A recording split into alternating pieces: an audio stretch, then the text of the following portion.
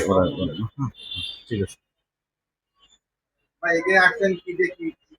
ধন্যবাদ। আমরা নাজমা হোটেলে এখানে আসছি। এখানে ঠিকানা কি?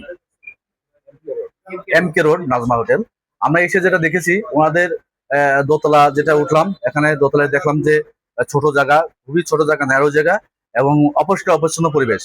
নিচে ফ্লোরে পানি পড়ে আছে, নোংরা। এরপরে কাজ করতেছে।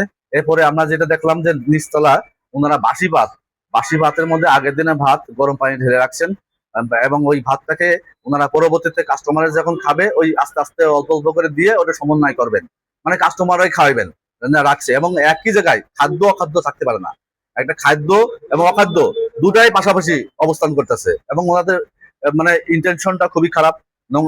আর এখানে আমরা যেটা হয়েছে ডিমে বাজার থেকে কিনে এনেছে, ডিমের গায়ে প্রচুর পরিমাণে বিষ্ঠা, নোংরা।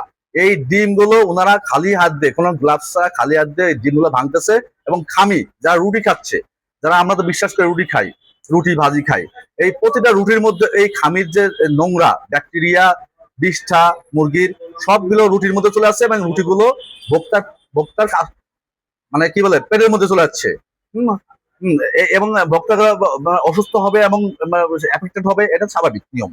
এবং এগুলো ওনাদেরকে অসম্মতি পাওয়া গেছে এবং ওনারাও স্বীকার করেছেন।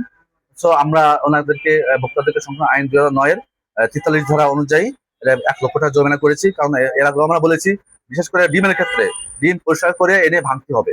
কারণ কাস্টমার নোংরা খাবার খাবে, এটা চলতে পারে না, এটা কোনো সভ্য সমাজে চলতে পারে না।